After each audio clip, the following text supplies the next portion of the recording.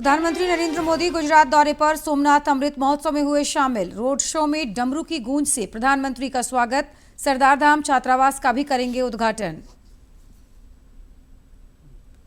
Latehar station पर रांची नई दिल्ली राजधानी एक्सप्रेस का ठहराव शुरू। सांसद कालीचरण सिंह ने ट्रेन को किया रवाना।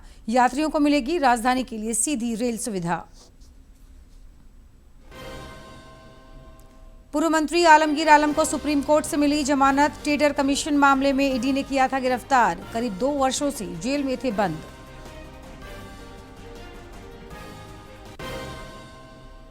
और राष्ट्रीय स्तर की वुशु प्रतियोगिता में झारखंड के खिलाड़ियों ने लगाई पदकों की झड़ी। अंडर 17 महिला एशिया कप फुटबॉल के क्वार्टर फाइनल में आज भारत चीन की भिड़ंत।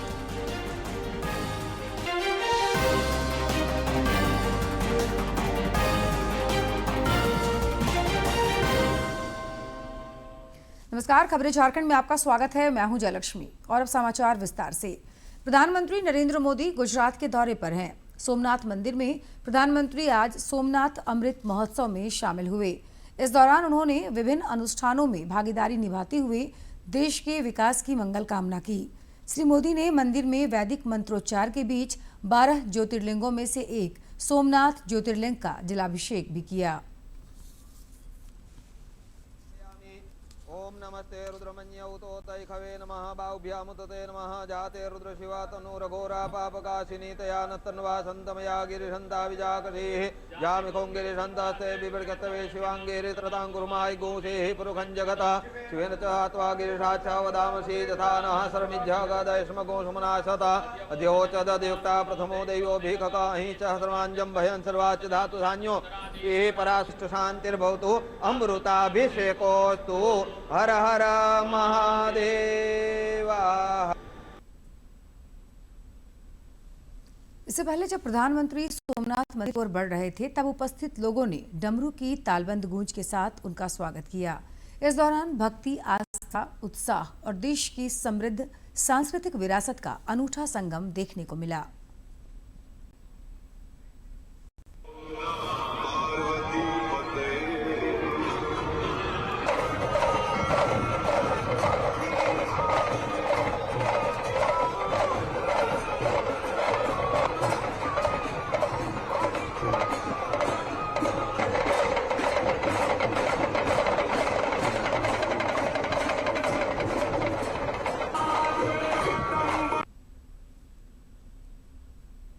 प्रधानमंत्री वडोदरा में सरदार धाम छात्रावास का भी आज उद्घाटन करेंगे। आधुनिक सुविधाओं से लैस इस छात्रावास में करीब 2000 विद्यार्थियों के रहने की व्यवस्था है। वडोदरा में प्रधानमंत्री नरेंद्र मोदी सरदार धाम छात्रावास का उद्घाटन करेंगे।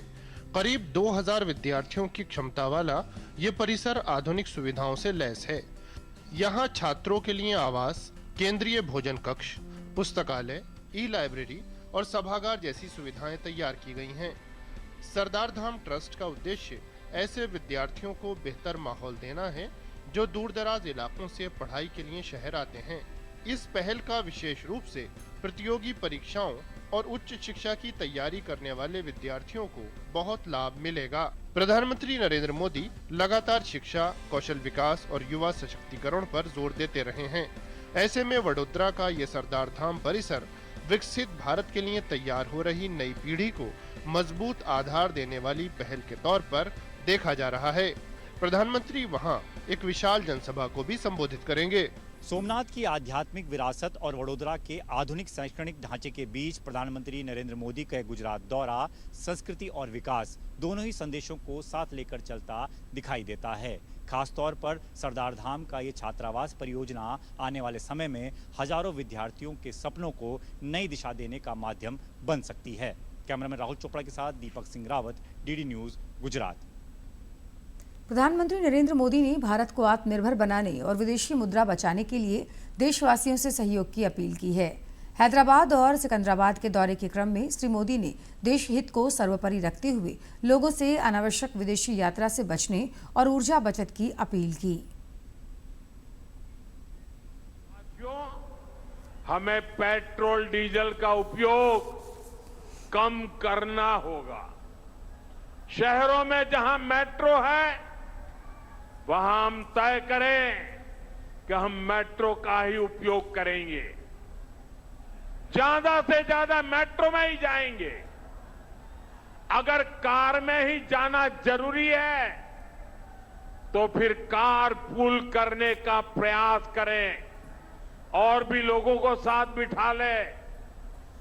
अगर हमें कहीं सामान भेजना हो तो कोशिश करनी है कि वह ज्यादा से ज्यादा रेलवे गुड्स के जो ट्रेन होती है रेलवे की सर्विसेज से भेजें, ताकि इलेक्ट्रिक रेलवे होने के कारण पेट्रोल डीजल की जरूरत नहीं पड़ती है। जिन लोगों के पास इलेक्ट्रिक व्हीकल है वो भी कोशिश करें कि इलेक्ट्रिक व्हीकल का ज्यादा से ज्यादा उपयोग करें।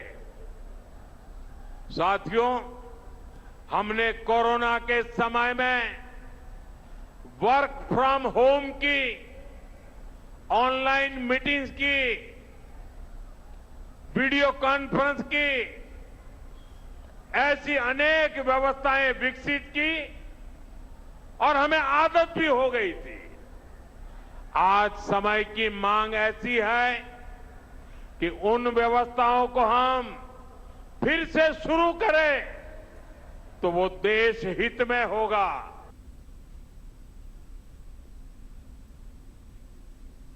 स्वास्थ्य मंत्री इरफान अंसारी ने देवघर में चिकित्सकों के सम्मेलन को संबोधित किया। इस दौरान उन्होंने बच्चों के लिए बेहतर स्वास्थ्य सेवा उपलब्ध कराने की प्रतिबद्धता जताई। श्री अंसारी ने कहा कि बच्चों के स्वास्थ्य की सुरक्षा के लिए समय पर रोगों की पहचान, नियमित टीकाकरण और विशेषज्ञ चिकित्सकों की भूमिका बेहद महत्वपूर्ण है। राज्य सरकार बाल स्वास्थ्य सेवाओं को बेहतर बनाने के लिए लगातार प्रयास कर रही है। श्री अंसारी ने चिकित्सकों से ग्रामीण और शहरी स्तर पर बच्चों के उपचार को और अधिक सुलभ तथा प्रभावी बनाने में सहयोग का आग्रह किया। झारखंड समेत देश भर में लगातार रेल सेवा का विस्तार हो रहा है। लातेहार रेलवे स्टेशन पर रांची नई दिल्ली राजधानी एक्सप्रेस साप्ताहिक ट्रेन का ठहराव शुरू हो गया है। इस सिलसिले में स्टेशन पर कार्यक्रम आयोजित हुआ। इस दौरान चतरा सांसद कालीचरण सिंह ने ट्रेन को ठहराव के बाद अगले गंतव्य की ओर रवाना किया। श्री सिंह ने रेल सेवा के लिए प्रधानमंत्री नरेंद्र मोदी और रेल मंत्री अश्विनी वैष्णव के प्रति आभार जताया। उन्होंने कहा कि इस ट्रेन के ठहराव से विद्यार्थियों और व्यापारियों को काफी सहूलियत होगी।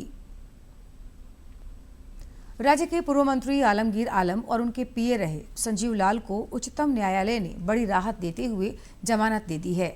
श्री आलम को ईडी ने वर्ष 2024 में टेंडर कमीशन घोटाला से जुड़े धन शोधन मामले में गिरफ्तार किया था।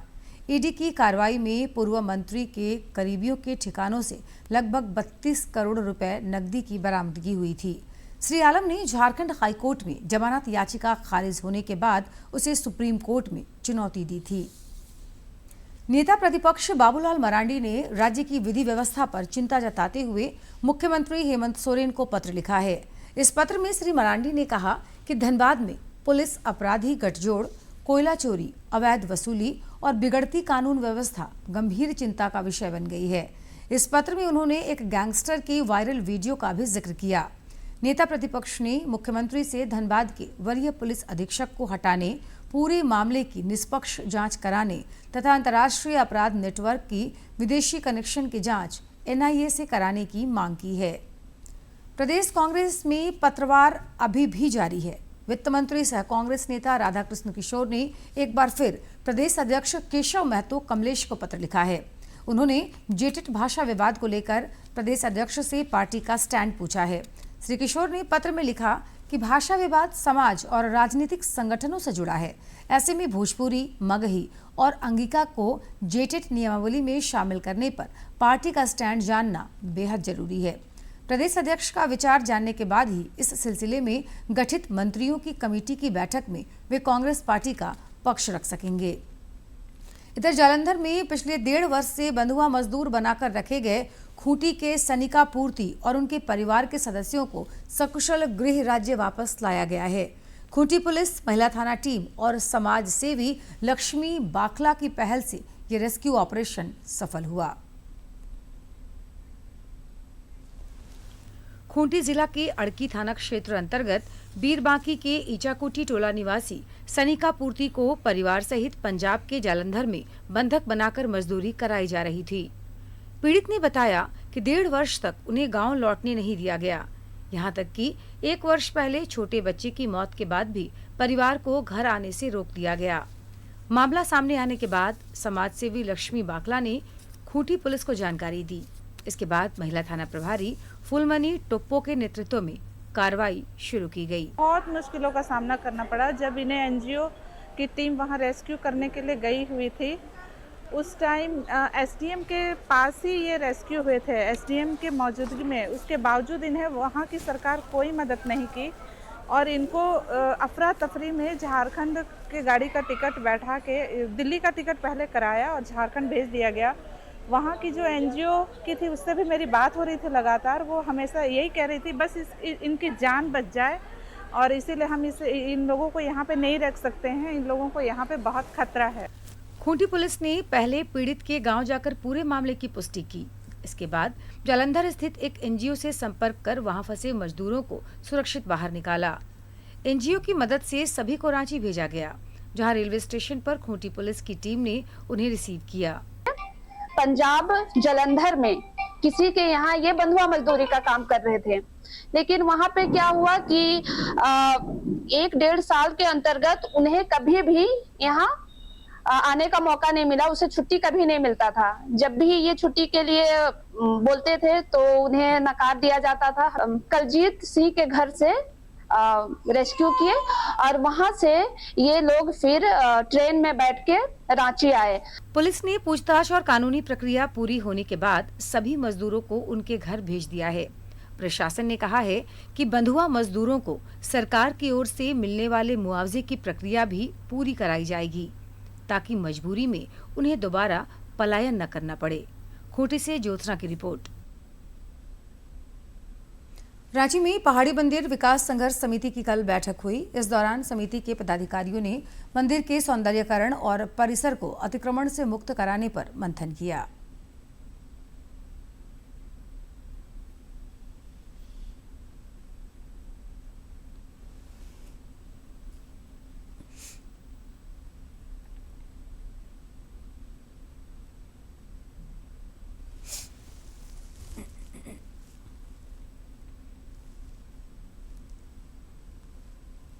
है कि पहाड़ी मंदिर का 26 एकड़ 13 कड़ी जो जमीन है वो आधा ज़्यादा अतिक्रमण हो चुका है और अभी कुछ दिन पहले ही पर्यटन विभाग की ओर से 6 करोड़ 74 लाख का टेंडर पास हुआ था पहाड़ी मंदिर के डेवलपमेंट के लिए, या फिर बोल सकते हैं संरक्षण के लिए। वो पैसा का पूरी तरह से बोल सकते हैं कि करप्शन में इस्तेमाल हुआ, थोड़ा बहुत लीपापोती करके वो पैसा का मिसयूज किया गया। महादेव के कृपा से ये रांची का शान है और जहाँ पूरे भारतवर्ष में हर महादेव के मंदिर को इतने सुंदर से फिर से पुनर्जीवित किया जा रहा है, सुंदरीकरण किया जा रहा है, इतना सुंदर कॉरिडोर बनाया जा रहा है भक्तों के लिए, वहाँ हमारा इस पहाड़ी पर जो इतना सुंदर मंदिर पहले से है उसका दिन पर दिन इस परिसर का पतन होते जा रहा है और उस पर कोई कार्रवाई नहीं हो रहा है। केंद्रीय गृह मंत्री अमित शाह की मौजूदगी में कल बाढ़ प्रबंधन और हीट वेव की स्थिति से निपटने के लिए उच्च स्तरीय बैठक की। इस दौरान श्री शाह ने हर राज्य में बाढ़ संकट प्रबंधन टीम गठित करने पर बल दिया। केंद्रीय गृह एवं सहकारिता मंत्री अमित शाह ने नई दिल्ली में एक महत्वपूर्ण उच्च स्तरीय बैठक में देश में संभावित बाढ़ और हीट वेव से निपटने की तैयारियों की व्यापक समीक्षा की। बैठक के दौरान गृह मंत्री ने केंद्रीय सरकारी एजेंसियों की तैयारियों का आकलन किया, साथ ही प्रारंभिक चेतावनी प्रणालियों, संसाधनों की तैनाती और अंतर एजेंसी समन्वय की समीक्षा की। बैठक की जानकारी देते हुए अमित शाह ने एक्स पर लिखा कि मोदी सरकार आपदाओं के पूर्वानुमान, चेतावनी और प्रभावी प्रबंधन से zero casualty in natural disasters की दिशा में सार्थकता से प्रयास कर रही है। साथ ही हर राज्य में बाढ़ संकट प्रबंधन टीमों FCMT का गठन होगा। हीट वेव से कृषि क्षेत्र को न्यूनतम नुकसान सुनिश्चित किया जाएगा और NDMA के दिशा निर्देशों का नगर पालिका स्तर तक क्रियान्वयन होगा।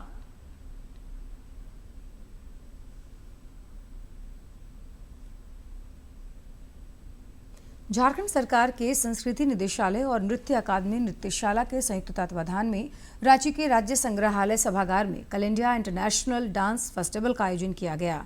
इस डांस फेस्टिवल में देश भर से आए कलाकारों ने अपनी प्रतिभा का जमकर प्रदर्शन किया। रांची के राज्य संग्रहालय सभागार में आयोजित इंडिया इंटरनेशनल डांस फेस्टिवल में देश भर के कलाकारों ने अपने हुनर का शानदार प्रदर्शन किया। कलाकारों ने पूरी महफिल में समा बांध दिया।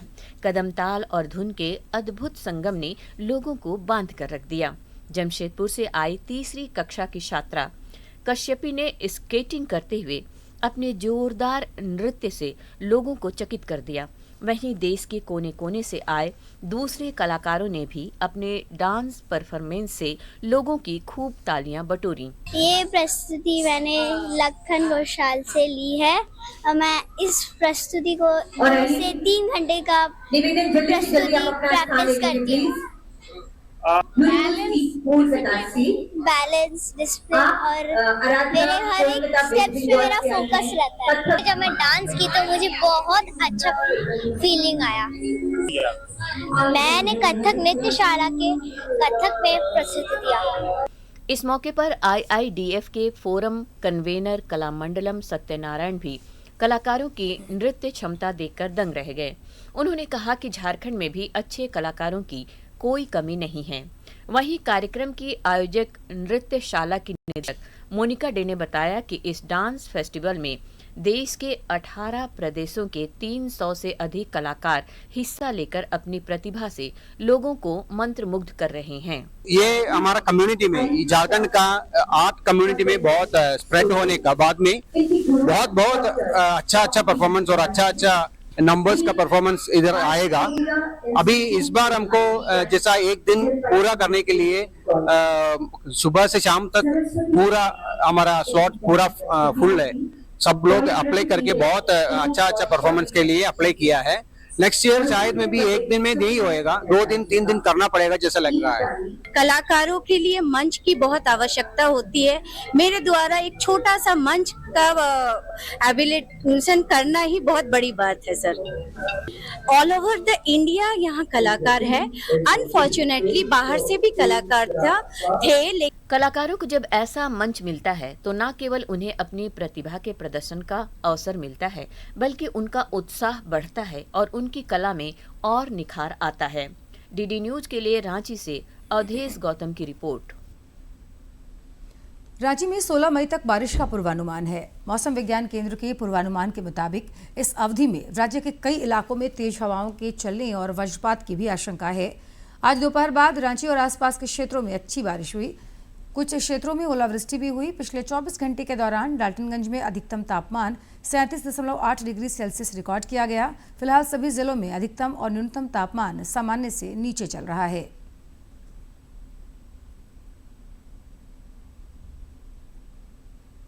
राष्ट्रीय स्तर पर विभिन्न खेल स्पर्धाओं में झारखंड के खिलाड़ी उम्दा प्रदर्शन कर राज्य का मान बढ़ा रहे हैं।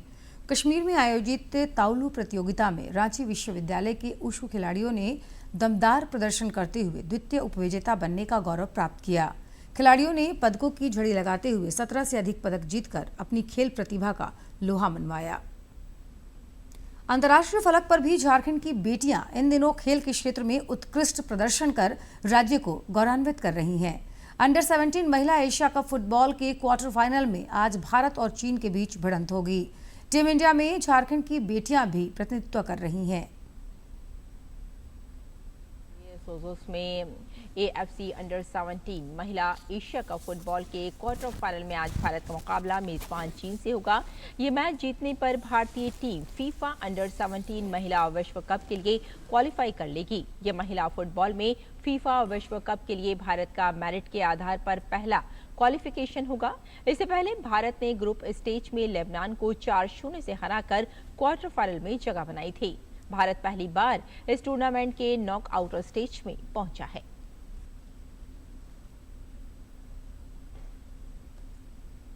बार्सिलोना ने कुल 29वीं बार स्पेनिश लीग का खिताब जीत लिया है। एक अहम मुकाबले में बार्सिलोना ने अपनी निकटतम प्रतिद्वंदी रियल मैड्रिड को 2-0 से मात दी। इस जीत में बार्सिलोना के लिए मार्कस रैशफोर्ड और फेरान टोरेस ने गोल किए। इस सीजन के अभी 3 मैच बाकी हैं। और ISSF शॉटगन विश्व कप में भारत ने कांस्य पदक जीतने में सफलता पाई है। भारत के नीरू डांडा और विवान कपूर ने ट्रैप मिश्रित टीम स्पर्धा में कांस्य पदक हासिल किया। ये नीरू और विवान का ओलंपिक स्पर्धा में ISSF विश्व कप का पहला पोडियम स्थान था। ये पिछले साल ओलंपिक कार्यक्रम में मिश्रित टीम ट्रैप स्पर्धा को शामिल किए जाने के बाद से भारत का दूसरा पदक है। नीरू और विवान ने फाइनल में पहले 30 में से 24 निशाने लगाए। विवान और नीरू ने क्वालिफिकेशन में 143 का स्कोर किया था।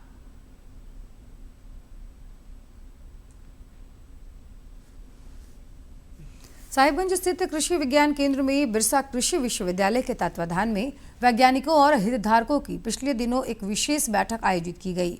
इस दौरान कृषि विकास और किसान कल्याण को नया आयाम देने पर मंथन हुआ।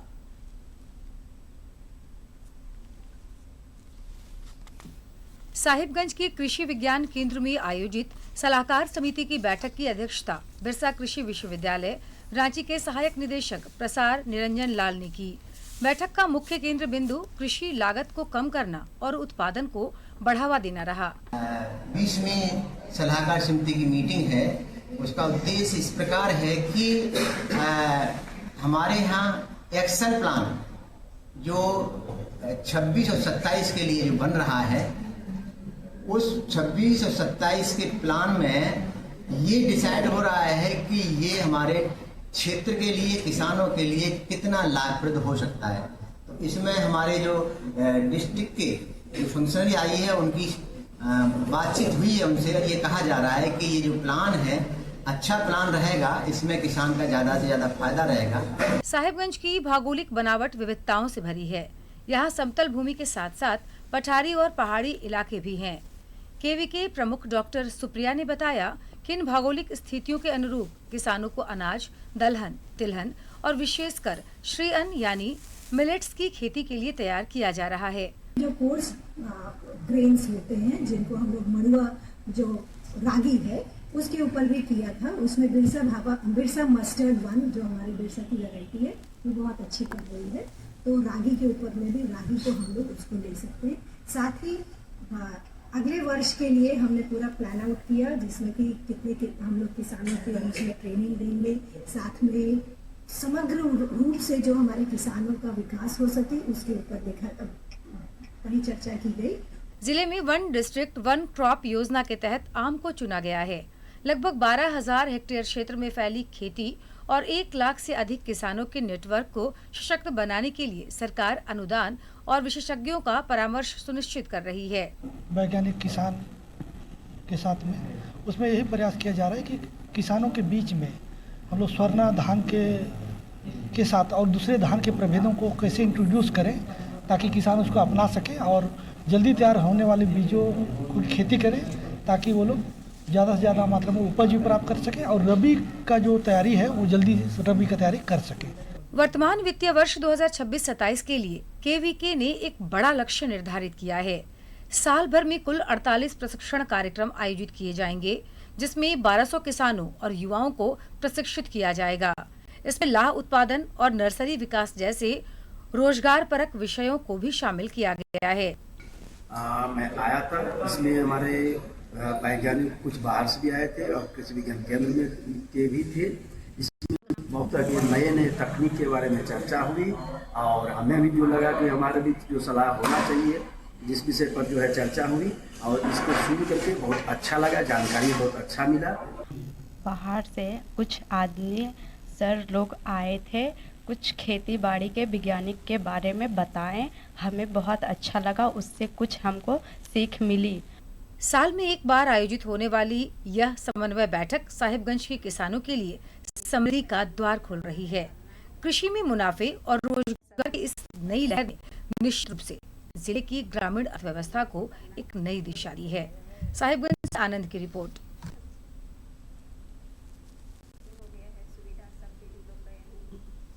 आज की तेज रफ्तार जिंदगी में फिटनेस केवल शरीर तक सीमित नहीं बल्कि मानसिक संतुलन और बेहतर जीवन का अहम हिस्सा बन गई है। अब फिट रहना दिखावे के लिए नहीं बल्कि ऊर्जा, आत्मविश्वास और तनाव मुक्त जीवन के लिए जरूरी हो गया है।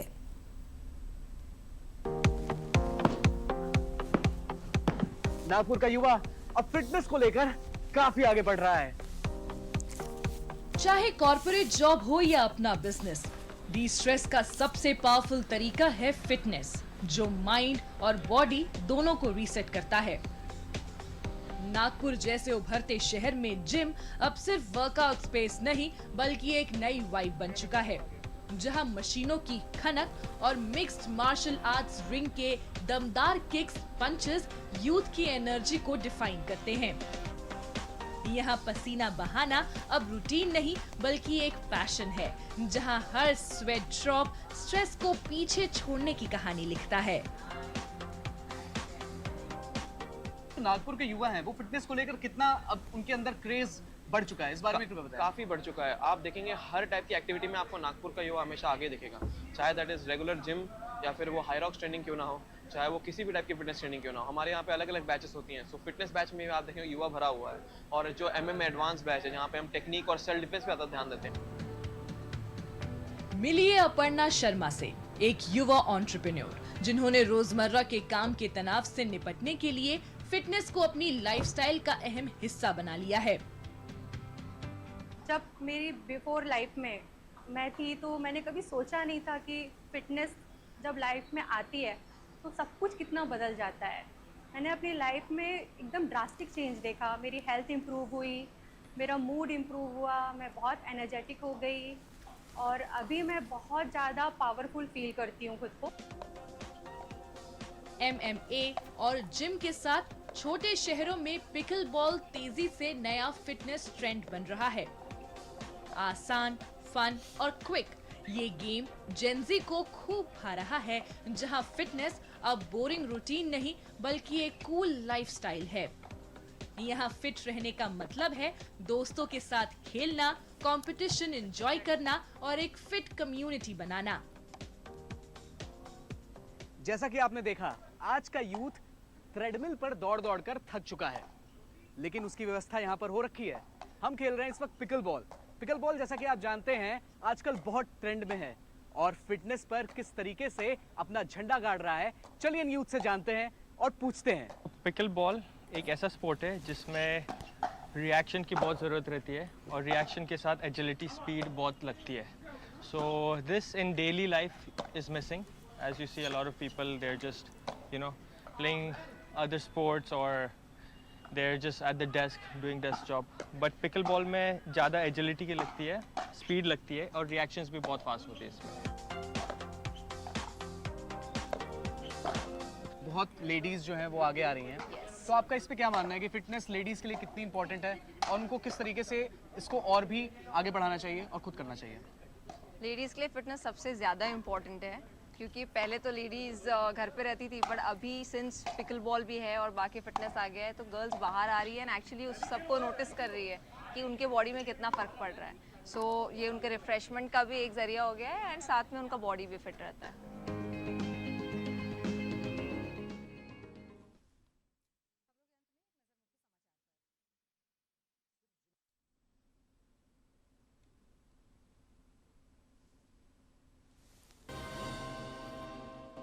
प्रधानमंत्री नरेंद्र मोदी गुजरात दौरे पर सोमनाथ अमृत महोत्सव में हुए शामिल। रोड शो में डमरू की धूल से प्रधानमंत्री का स्वागत, सरदार धाम छात्रावास का भी करेंगे उद्घाटन। लातेहार स्टेशन पर रांची नई दिल्ली राजधानी एक्सप्रेस का ठहराव शुरू। सांसद कालीचरण सिंह ने ट्रेन को किया रवाना। यात्रियों को मिलेगी राजधानी के लिए सीधी रेल सुविधा। पूर्व मंत्री आलमगीर आलम को सुप्रीम कोर्ट से मिली जमानत। ट्रेडर कमीशन मामले में ईडी ने किया था गिरफ्तार, करीब 2 वर्षों से जेल में थे बंद।